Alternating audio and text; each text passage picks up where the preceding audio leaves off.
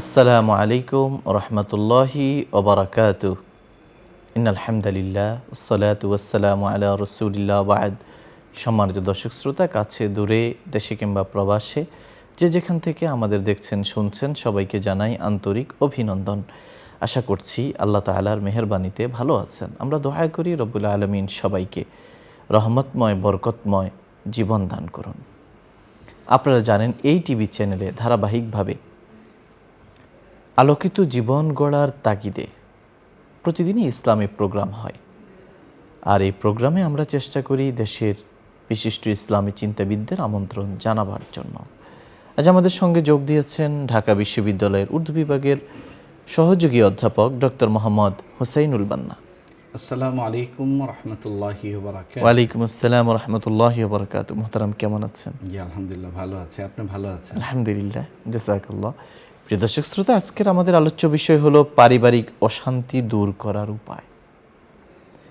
সৃষ্টির শুরু থেকেই মহান আল্লাহ রাব্বুল আলামিন পারিবারিক জীবনকে এই পৃথিবী টিকিয়ে রাখবার জন্য, মানব সভ্যতার বিকাশ এবং প্রকাশের জন্য নির্ধারণ করেছেন, একটি মাধ্যম বানিয়েছেন।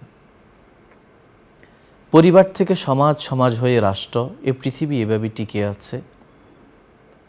কিন্তু কালক্রমে আধুনিকায়ন, শিল্পায়ন, নগরায়ন, প্রযুক্তির উৎকর্ষতা, আধুনিকতার ছোঁয়া, নানা কারণে আমাদের দাম্পত্য জীবনগুলো ক্ষতিগ্রস্ত হচ্ছে, পারিবারিক বন্ধনগুলো ছিন্ন হচ্ছে, পরিবারের মধ্যে ফাটল ধরছে। সবচেয়ে সুসম্পর্ক, মধুর সম্পর্ক যাদের সঙ্গে, সে সম্পর্কগুলো টুকরো টুকরো হয়ে যাচ্ছে। অনেকের পরিবার হয়ে উঠছে এক টুকরো নরক। ডিভোর্সের হার বাড়ছে শহরে, বিশেষভাবে শিক্ষিত নারী পুরুষের মধ্যে, যাদের জ্ঞান, প্রজ্ঞা, ধৈর্য, সহিষ্ণুতা সবচেয়ে বেশি থাকার কথা, তারাই হয়ে উঠছেন অসহিষ্ণু, অপরিপক্কতার পরিচয় দিচ্ছেন, অপরিপক্ক সিদ্ধান্ত নিচ্ছেন। এর পথ ধরে শুধু দুজন মানুষই আলাদা হচ্ছেন না, দুটো পরিবারই আলাদা হচ্ছে না, প্রজন্ম থেকে প্রজন্মান্তরে এর কুফল বয়ে বেড়াতে হচ্ছে পরিবারকে, সমাজকে, রাষ্ট্রকে। কিন্তু যদি শুরুতেই কাউন্সিলিংয়ের মাধ্যমে, পারস্পরিক বোঝাপড়ার মাধ্যমে পারিবারিক অশান্তিগুলো দূর করার উদ্যোগ নেওয়া হতো, হয়তো অনেকগুলো ভঙ্গুর পরিবার, ভেঙে যাওয়া পরিবারের এই ভাঙ্গনকে রোধ করা সম্ভব হতো। এমন একটি তাগিদ নিয়ে, জীবন বাস্তবতাকে সামনে রেখে আজকে আমরা আমাদের সম্মানিত অতিথির কাছ থেকে জানব পারিবারিক অশান্তি দূর করার উপায়। জাযাকাল্লাহ। নাহমাদুহু ওয়া নুসাল্লি আলা রাসূলিহিল কারীম, আম্মা বা'দ। আল্লাহ সুবহানাহু ওয়া তাআলার প্রশংসা এবং রাসূল পাক সাল্লাল্লাহু আলাইহি ওয়াসাল্লাম, তার পরিবার পরিজন এবং সাহাবা ইকরাম আজমাইন সকলের উপর আল্লাহ সুবহানাহু ওয়া তাআলার দুরূদ ও সালাম পেশ করে আমরা আলোচনাটা শুরু করতে চাই। বিষয়টা আসলে হচ্ছে যে রাসূল পাক সাল্লাল্লাহু আলাইহি ওয়াসাল্লাম সহ গোটা পৃথিবীতে যে আম্বিয়া ইকরাম এসেছিলেন, ওনারা মানুষকে একটা পারিবারিক বন্ধনে আবদ্ধ করতে চেয়েছেন। সবাই একেবারে আদম আলাইহিস সালাম থেকে যদি আমরা দেখি, পরিবার ছিল। পরিবারবিহীন মানুষ কখনো পশুর মতো জীবনযাপন করেছেন, ইতিহাসে এটা পাওয়া যায় না। আল্লাহ সুবহানাহু ওয়া তাআলা কোরআনে কারীমে বলেছেন যে অমিন আয়াতিহি আন খালাকালাকুম আজওয়াজাল লিতাসকুনু ইলাইহা ওয়া জাআলা বাইনাকুম মাওয়াদ্দাতাও ওয়া রাহমা। আল্লাহ সুবহানাহু ওয়া তাআলা এটা একটা নিশান, একটা নিদর্শন যে আল্লাহ সুবহানাহু ওয়া তাআলা আমাদের জন্য আমাদের স্ত্রী সৃষ্টি করেছেন, এবং যাদের কাছে আমরা যে তাদের সাথে মহব্বত এবং রহমতের একটা আশ্রয়স্থল আমরা পেয়ে থাকি। যেরকম পুরুষেরা তাদের আশ্রয়স্থল এবং মহব্বতের জায়গা তাদের স্ত্রীর মধ্যে পেয়ে থাকে, আল্লাহ সুবহানাহু ওয়া তাআলা স্ত্রীদের মধ্যেও এই ধরনের মনন মানসিকতা তৈরি করেছেন যে তারাও তাদের আদর, সোহাগ, ভালোবাসা দিয়ে তার স্বামীকে এবং পরিবারকে অটুট বন্ধনে আবদ্ধ রাখেন। তো এটা আসলে সৃষ্টির একটা অমোঘ নিয়ম যে আমরা পারিবারিকভাবে হযরত আদম আলাইহিস সালাম থেকে আমরা বড় হয়েছি। তো সুতরাং পারিবারিক যে বন্ধনটি সেটি হচ্ছে মানবীয় গুণাবলীর একটি বন্ধন। আর পারিবারিক বন্ধনকে ছিন্ন করতে না চাওয়া, পারিবারিক বন্ধনকে অস্বীকার করা, সেটা হচ্ছে পশুত্বের দিকে ধেয়ে যাওয়ার একটা আপনার প্রবণতা আজকে কিছু কিছু অপান্তেয় এবং দুষ্ট লোকের আমরা এই ধরনের চর্চা দেখতে পাই। তো বিষয়টাকে সর্বপ্রথমে বুঝতে হবে এটা যে আল্লাহ আমাকে পৃথিবীতে পাঠিয়েছেন একটি পারিবারিক বন্ধন দিয়েই। তাই এটা আল্লাহ সুবহানাহু ওয়া তাআলার একটা হুকুম, যেটা আমার এবং এটা সৃষ্টিগত একটা প্রক্রিয়া, এটা ফিতরাত, একটা ফিতরাতুল্লাহিল্লাতী ফাতারান নাস আলাইহা। এই প্রক্রিয়ায় আল্লাহ তাআলা মানুষকে সৃষ্টি করেছে।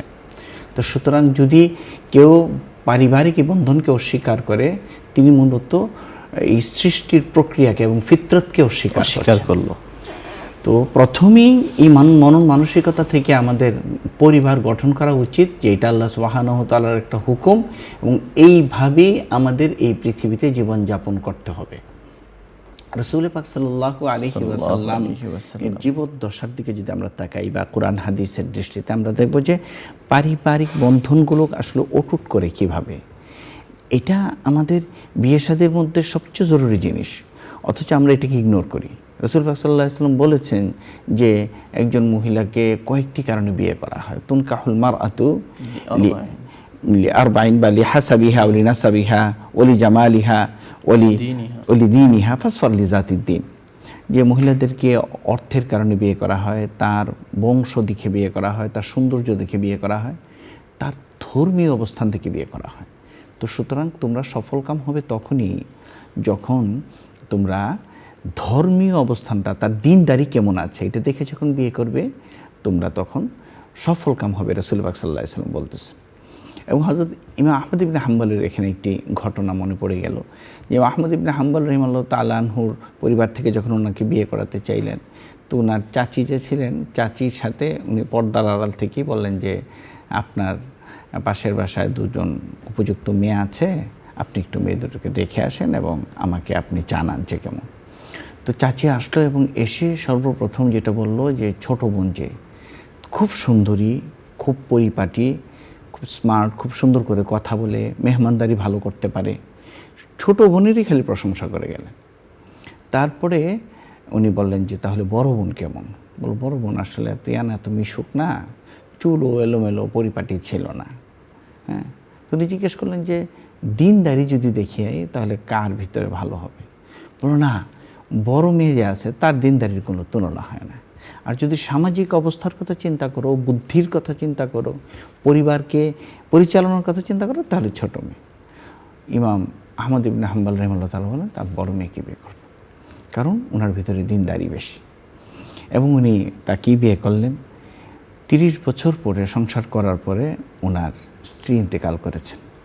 উনার স্ত্রীর জানাজা পড়তে এসে উনি বলেছেন যে আমার এই ঘটনা, আমি এভাবে বিয়ে করেছিলাম, আমার স্ত্রীর এত দিনদারি ছিল যে আমার স্ত্রীর সাথে আমার কোনো দিন ঝগড়া হয়নি, একমাত্র দিনের কারণে। বলে আল্লাহর কসম করে বলতেছে এই 30 বছরে আমাদের কোনো দিন ঝগড়া হয়নি এবং আমি তার উপরে সন্তুষ্ট।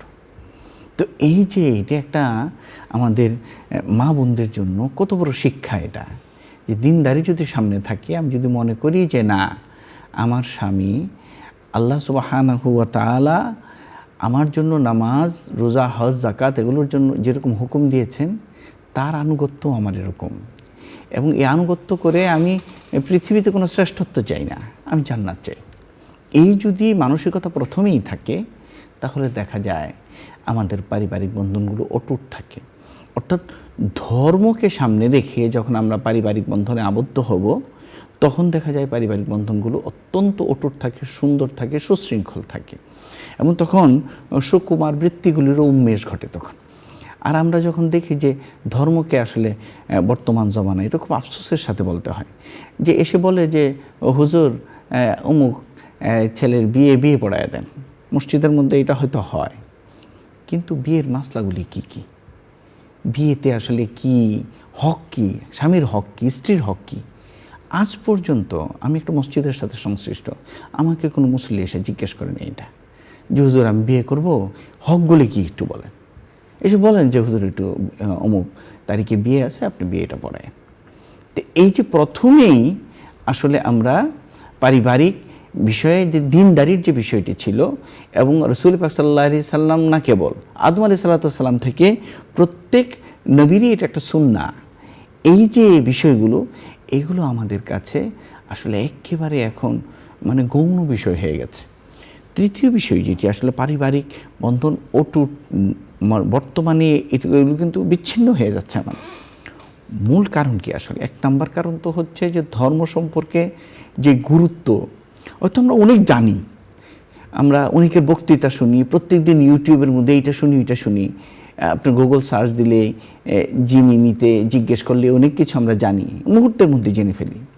কিন্তু আচার, ধর্মাচার পালন করার যে বিষয়গুলো, এগুলো আমাদের থেকে আস্তে আস্তে উঠে যাচ্ছে। আমরা কেমন যেন পশ্চিমাদের অনুসরণ করাকেই নিজেদের জন্য আমরা মনে করতেছি এইটাই আমার সফলতার মূল চাবিকাঠি। যাতে হয়েছে কি, আমরা আমাদের মা বোনদের উপরে মানে ইসলাম বহির্ভূত লোড চাপিয়ে দিচ্ছি। আজকাল অনেক পুরুষেরাই ওই ধরনের মেয়েদেরকে বিয়ে করতে চায় যারা চাকরিজীবী, মানে আর্ন করবে। তার কথা হচ্ছে যে আমিও চাকরি করব, আমিও কিছু টাকা আর্ন করব, আর সেও কিছু টাকা আর্ন করবে, মানসিকতা। এরপরে আবার মানসিকতা হচ্ছে কিন্তু তিনি পুঙ্খানুপুঙ্খ রূপে আবার ঘরের দায়িত্ব পালন করবেন, বা স্ত্রী মনে করতে থাকেন যে আমি তো বাইরে থেকে আর্ন করে আসছি, আমি তো করে আসছি, আমার পাকঘরে তো আমার স্বামীর সহযোগিতা করার দরকার। কিন্তু দেখা যায় যে আমরা মোবাইল নিয়ে বসে পড়ছি, স্ত্রী এসে মোবাইল নিয়ে বসে পড়ছেন। যে স্বামী স্ত্রীর মধ্যে যে মাহাব্বার সম্পর্ক, রাসূল পাক সাল্লাল্লাহু আলাইহি ওয়াসাল্লামের সুন্নাহ যদি আমরা দেখি, প্রত্যেক দিন রাসূল পাক সাল্লাল্লাহু আলাইহি ওয়াসাল্লাম আসরের পর থেকে নিয়ে মাগরিব বা এশা পর্যন্ত রাসূল পাক সাল্লাল্লাহু আলাইহি ওয়াসাল্লাম ওনার স্ত্রীদেরকে সময় দিতেন এবং সময় ভাগ করে করে তাদের সাথে কথা বলতেন। তো আমাদের এই হকগুলো জানা না থাকার কারণে, প্রত্যেকেরই তো হক আছে। রাসূল পাক সাল্লাল্লাহু আলাইহি ওয়াসাল্লাম বলেছেন, আলার রিজালি ফি যাওজাতিহি হুকুকুন ফি যাওজাতিহি ওয়া আলাল মারআতি ফি যাওজিহা হুকুকুন, আও কামা ক্বালা আলাইহিস সালাতু ওয়াস সালাম। তো হক আছে, হকগুলো কি এগুলি তো আমাদের জানতে হবে, হকগুলি আমরা জানি না। দ্বিতীয় বিষয়টি হচ্ছে যে ছাড় দেওয়ার মানসিকতা। রাসূল পাক সাল্লাল্লাহু আলাইহি ওয়াসাল্লামের কাছে এক সাহাবী আসলেন আর বললেন, রাসূল আমার স্ত্রীর মধ্যে এই সমস্যা এই সমস্যা এই সমস্যা। রাসূল পাক সাল্লাল্লাহু আলাইহি ওয়াসাল্লাম বললেন, এগুলি বাদ দিয়ে আর সবগুলিকে ভালো বলো। হ্যাঁ রাসূল ভালো। রাসূল বললেন, তুমি খারাপগুলি দেখো না, তুমি ভালোগুলো দেখো, কারণ মেয়ে মানুষ মাত্রই তার ভিতরে এইগুলি সমস্যা আছে। তুমি তো এই মহিলাকে বাদ দিয়ে আর একটা পুরুষ বিয়ে করবা না। তো মহিলাদের মধ্যে এই সমস্যাগুলো থাকেই। আবার রাসূল পাক সাল্লাল্লাহু আলাইহি ওয়াসাল্লাম নিজের কলিজার টুকরা মেয়ে এসছেন, এসে তার স্বামী সম্পর্কে বলতেছিলেন যে তার এই সমস্যা এই সমস্যা। রাসূল পাক সাল্লাল্লাহু আলাইহি ওয়াসাল্লাম বললেন, আমি পছন্দ করি না যে কোনো নারী তার স্বামী সম্পর্কে অভিযোগ করবে। তো এই যে ঘটনাটা, এই ঘটনাগুলো আমাদের কী শেখায়? ছাড় দেওয়ার মানসিকতা, যে আমাদের প্রত্যেকেরই পারিবারিকভাবে পরিবার যখন আমি অটুট বন্ধনে আবদ্ধ রাখতে চাই, তাহলে আমাকে ছাড় দেওয়ার মানসিকতা থাকতে হবে। যে রাসূল পাক সাল্লাল্লাহু আলাইহি ওয়াসাল্লাম এই কথা বলেন যে ওই ব্যক্তি লাইসা শাদীদু বিসুরআ ইন্নামা শাদীদুল্লাযী ইয়ামলিকু নাফসাহু ইনদাল গাদাব, ওই ব্যক্তি মানে নয়, পাহলওয়ান নয় যে অন্যকে কুপকাত করে, বরং যে রাগের সময় নিজেকে কন্ট্রোল করতে পারে, সেই হচ্ছে আসলে মহাবীর। তো আমাদের এই শিক্ষাটা আসলে পরিবার থেকে হয়। আমি তো অনেক সময় বলি, এবং আমাদের একজন উস্তাদও বলতেন যে সবর কী জিনিস, ধৈর্য কী জিনিস, এটা যদি বিয়ে শাদী না করতাম বা সন্তান যদি না হতো, কোনোদিন বুঝতে পারতাম না যে আল্লাহ সুবহানাহু ওয়া তাআলা কোরআন কারীমের মধ্যে বলছেন, ইন্নামা ইউওয়াফাস সাবিরুনা আজরাহুম বিগাইরি হিসাব, যে সবর করেনেওয়ালাকে আল্লাহ সুবহানাহু ওয়া তাআলা বেহিসাব দান করবেন। তো সবরটা আসলে কি? এই যে আমার সন্তান আমাকে ঘুমোতে দিচ্ছে না, আমি সবর করতেছি, আমি তাকে করতেছি, একটু বড় হওয়ার পরে আমার সন্তান এটা চায় ওটা চায়, এই জিনিসপত্র নষ্ট করে, হই হুল্লোড় করে, চিৎকার করে, তাকে যে আমি ধৈর্য ধারণ করে করতেছি। আবার আমার স্ত্রী অনেক রকমের বিষয় যেটা আমার সাথে বলে যেটা আমার পছন্দ হয় না, বা আমি বলি তার পছন্দ হয় না। কিন্তু এই যে সবরগুলো আমরা পরিবারকে অটুট করার জন্য, বা আরেকটু বড় হলে পরে আমার সন্তানরা যখন এই পারিপার্শ্বিক অবস্থার কারণে অনেক সময় ঝাড়ি মেরে কথা বলে, রাগ করে কথা বলে, তখন যে মা বাবার ধৈর্য, বাবা তো অনেক সময় আছে আপনার রাগের বহিঃপ্রকাশ ঘটাতে পারে, কিন্তু মাদের কাছে দেখা যায় যে আমাদের সন্তানরা বাবার উপরে রাগ করলেও যে মার কাছে যায় বলেন যে আব্বাকে বলেন এত টাকা দিতে, নাইলে যাব না। আর মা হেসে দিয়ে বলে, আচ্ছা তোর বাবাকে বলবো, তুই রাগ করিস না, যে মানে হামালাতহু উম্মুহু ওয়াহনান আলা ওয়াহনিন ওয়া ফিসালুহু ফি আমাইনি আন ইশকুর লি ওয়া লিওয়ালিদাইক, যে মা খালি জন্ম দিয়ে ছেড়ে দেন নাই। কিছুদিন আগে আপনার বড় আফসোসের বিষয় যে আমরা মানে ইউটিউব বা ফেসবুকে একটা জায়গায় দেখলাম, একটা ইংলিশ মিডিয়ামে পড়ুয়া একজন মেয়ে, 18-20 বছর বয়স হবে, উনি বলতেছেন যে আমার বাবা আমাকে কেন এগুলি দিবেন না, আমি যা ইচ্ছা তা করব, উনি কেন আমাকে অনুমতি দেন, আমি তো পৃথিবীতে আসতে চাই নাই। ওনাদের আনন্দ ফুর্তি করে ওনারা এসেছেন। আমি ওই বোনটাকে আমি মানে আমার সামনাসামনি তো নাই, আমি বলতাম যে তুমি একটা আহাম্মুকের মতো কথা বলেছো। আরে তোমার মা বাবা যদি এটাই হইতো, খালি আনন্দ ফুর্তি হইতো, তাহলে তো তুমি হওয়ার সাথে সাথে তোমার লবণ খাইয়ে তোমাকে মেরে ফেলতে পারতো। তুমি যখন তাদেরকে ঘুমাইতে দাও নাই, গলা টিপে তোমাকে মেরে ফেলতে পারতো। তোমার এডুকেশনের জন্য তারা কত ছাড় দিয়েছেন, কত জিনিস তাদের শখের ছিল তারা পড়েন নাই তার সন্তানদেরকে মানুষ করার জন্য। এই যে পারিবারিক বন্ধন, পরিবার যে একটা কত গুরুত্বপূর্ণ জিনিস, এইটা আমার ওই বোনের কাছে পৌঁছে নাই। তার মা বাবার ব্যর্থতা হচ্ছে, মা বাবা বুঝাতে পারেনি যে ইসলাম মা বাবার কী সম্মান দিয়েছেন এবং সন্তানের পারিবারিক বন্ধনে থাকার কি গুরুত্ব, এরকম বুঝাতে। এবং উনি বলতেছেন আমি পশুর মতো সংসার করব, আমার মা বাবা কেন আমাকে কী করবে, করবে, আমি যা ইচ্ছা তার সাথে ঘুরবো, আমার ফ্রেন্ডদের সাথে আমি রাতকে রাত মদ্যপ হয়ে কাটাবো, আমার মা বাবা কেন আমাকে ধরবেন, আমি আমি 18 হয়ে গেছি। এই যে কথাগুলো, এগুলি সব হচ্ছে পশ্চিমাদের অসভ্য কথা। এগুলি পারিবারিক বন্ধনের মধ্যে পড়ে না। সুতরাং ইসলামকে যদি আমরা মানতে চাই, তাহলে এই পারিবারিক বন্ধনের মধ্যে সবচেয়ে বড় জিনিস হচ্ছে ধৈর্য। ধৈর্য আমার নিজের ধরতে হবে, আমার পরিবারকে শেখাতে হবে, আমার সন্তানদেরকে শেখাতে হবে। আরেকটা বিষয় হচ্ছে পারিবারিক বন্ধনের মধ্যে সবচেয়ে বড় জিনিস হচ্ছে গোপনীয়তা রক্ষা করা। আমাদের দেখা যায় যে স্বামী স্ত্রীর মধ্যে হয়তো কথা কাটাকাটি হয়েছে, স্বামী তার মার কাছে যেয়ে বলে যে আম্মা আমাকে তো আমার স্ত্রী এরকম বলেছে বা মুখটা গালি দিয়েছে, তো মার তো সহ্য হয় না, শাশুড়ি তো ছেলের মা, তখন দেখা যায় যে শাশুড়ির সাথে একটা মনোমালিন্য, অনেক সময় দূরত্ব তৈরি হয়ে যায়। আবার অনেক সময় আছে ভাই বোনদেরকে বলে, আবার আমাদের মা বোনেরাও অনেক সময় টেলিফোনে তার মার কাছে বলে। যে কিছুদিন আগে আপনার ব্যাপারে একটা দেখলাম যে বাংলাদেশে যে সমস্ত পরিবারগুলো ডিভোর্স হচ্ছে, এর মধ্যে 80% হচ্ছে মেয়ের মা, মানে শাশুড়ি হচ্ছে দায়ী। যখন ফোন করে বলে, আমাদের মায়েরা তো বলেছে ধৈর্য ধর, এইভাবেই পরিবার টিকিয়ে রাখতে হয়, আর আজকাল বলে যে ওইটার একেবারে লাথি মেরে চলে আয়। তো কে বলেছে এরকমভাবে তোর কষ্ট করে থাকার? এই যে কথাগুলো আমরা অনেক সময় বলে আমাদের সন্তানদেরকে আমরা পারিবারিক বন্ধন থেকে ছিন্ন করে দিতে চাই, এই মানসিকতাকে আমাদের পরিহার করতে হবে। এরপরে যে জিনিসটা, সেটা হচ্ছে সুন্দর ও নম্র ভাষায় কথা বলা। এটা পারিবারিক বন্ধনের মধ্যে অত্যন্ত জরুরি জিনিস। রাসূল পাক সাল্লাল্লাহু আলাইহি ওয়াসাল্লাম বলছেন, মান উতিয়া মিনার রুফকি ফাকাদ উতিয়া মিনাল খায়র ওয়া মান হারুমা মিনার রুফকি ফাকাদ হারুমা মিনাল খায়র। যেই ব্যক্তি কোমলভাবে কথা বলে আল্লাহ সুবহানাহু ওয়া তাআলা যাকে তৌফিক দান করেছেন, তাকে কল্যাণ দান করা হয়েছে। আর যেই ব্যক্তিকে কোমলভাবে কথা বলা থেকে আল্লাহ বঞ্চিত করেছেন, তাকে যেন কল্যাণ থেকে বঞ্চিত করেছেন। তো এই বিষয়টা অত্যন্ত জরুরি। একটা রাগের কথাও আমি যদি মানে সুন্দর করে বলি, কোমলতার সাথে বলি, নমনীয়তার সাথে বলি, তাহলে সেটার একটা রাগ করতে গেলেও মানুষ রাগ করতে পারে না। আর ওই কথাটা একটা স্বাভাবিক কথাও যখন আমরা রূঢ় স্বরে বলি, খারাপভাবে বলি, অপমান করার জন্য বলি, তখন দেখা যায় যে আসলে এগুলোই পারিবারিক বন্ধনের ছোট্ট ছোট্ট রাগ জমা হতে হতে একসময় বিস্ফোরণ হয়। রাসূল পাক সাল্লাল্লাহু আলাইহি ওয়াসাল্লাম বুঝিয়েছেন যে তোমাদের মধ্যে সেই সর্বশ্রেষ্ঠ যে ব্যক্তি খিয়ারুকুম লিআহলিহি ওয়া আনা খায়রুন লিআহলি, তোমাদের স্ত্রীর কাছে যে শ্রেষ্ঠ সেই হচ্ছে সর্বশ্রেষ্ঠ, আমি আমার স্ত্রীর কাছে শ্রেষ্ঠ, রাসূল সাল্লাল্লাহু আলাইহি ওয়াসাল্লাম বলতেছেন। তো আমরা আমাদের স্ত্রীদের কাছে এবং স্ত্রীর স্বামীর কাছে শ্রেষ্ঠত্বের যে বিষয়গুলো আছে, এবং প্রত্যেকেরই এটা মনে করতে দেওয়া যে আমি আমার স্ত্রীর কাছে এটা মনে করাবো যে আমার স্ত্রী বলবে যে না, আমার স্বামী হচ্ছে পৃথিবীর সর্বশ্রেষ্ঠ স্বামী, আর আমি স্বামী হিসাবে বলবো যে আমার স্ত্রীর সাথে আমি এমন আচরণ করব যে আমার স্ত্রী বলবে যে আমি বলবো স্ত্রী এরকম আচরণ করবে যে আমি বলবো আমার স্ত্রী হচ্ছে সর্বশ্রেষ্ঠ স্ত্রী। এই প্রতিযোগিতা ফাস্তাবিকুল খায়রাতের প্রতিযোগিতার মধ্যে এইটাও একটি, যে কল্যাণের প্রতিযোগিতা করা।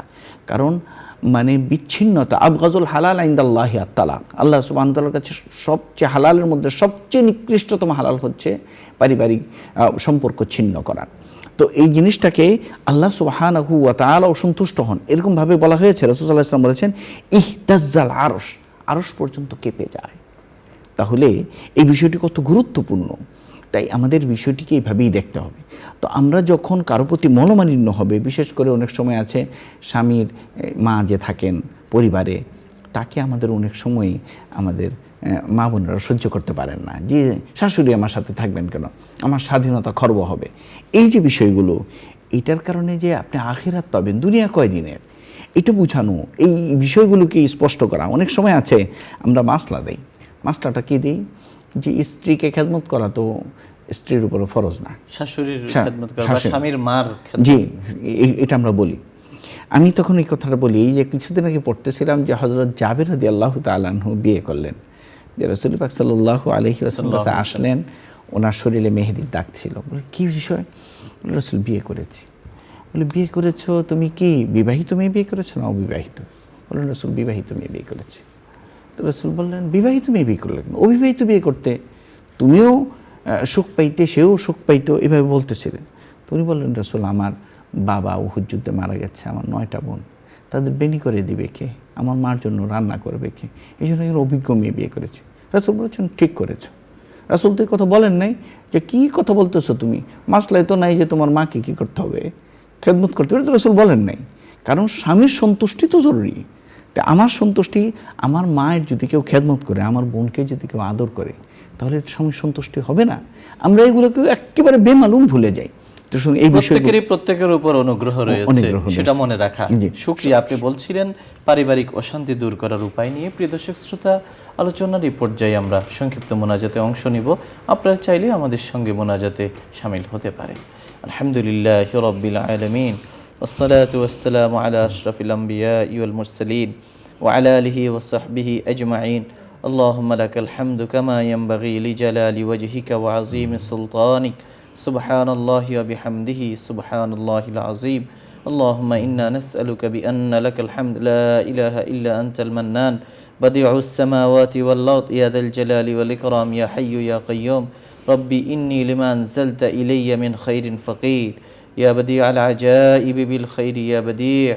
اللهم اغفر لي ذنبي ووسع لي في داري وبارك لي فيما رزقتني. اللهم إنا نسألك من الخير كله عاجله وآجله ما علمنا منه وما لم نعلم ونعوذ بك من الشر كله عاجله وآجله ما علمنا منه وما لم نعلم. يا رب العالمين الله মেহেরবানি করে আমাদের জীবনের গুনাহ খাতা মাফ করে দিন, আমাদের পারিবারিক অশান্তি দূর করে দিন। আল্লাহ আমাদের দাম্পত্য জীবন সুখময় করে দিন, পরিবারগুলোকে এক টুকরো জান্নাত বানিয়ে দিন।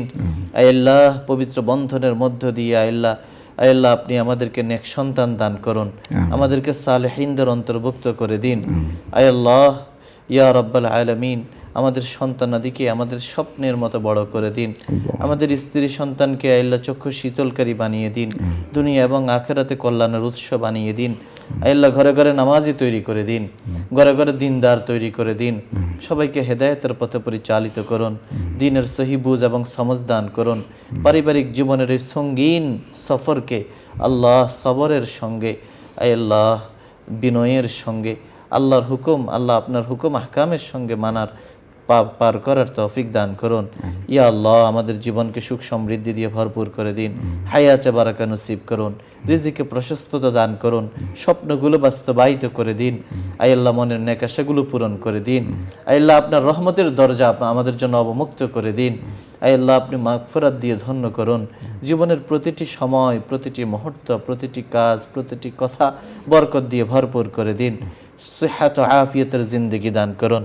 মহামারী অতিমারী থেকে, দুরারোগ্য ব্যাধি থেকে, অপঘাতে মৃত্যু থেকে, হঠাৎ বিপদ থেকে, আল্লাহ অতর্কিত অবস্থায়, অপ্রস্তুত অবস্থায় মৃত্যুবরণ করা থেকে আমাদেরকে হেফাজত করুন। সত্যিকার মুসলমান হয়ে খাঁটি দিলে তওবা করে আল্লাহ আপনার কাছে যাওয়ার তৌফিক দান করুন। আল্লাহ যখনই আমরা আমাদের এই পৃথিবী ছেড়ে চলে যাব, আল্লাহ ইমানে জিন্দিগি নসিব করুন।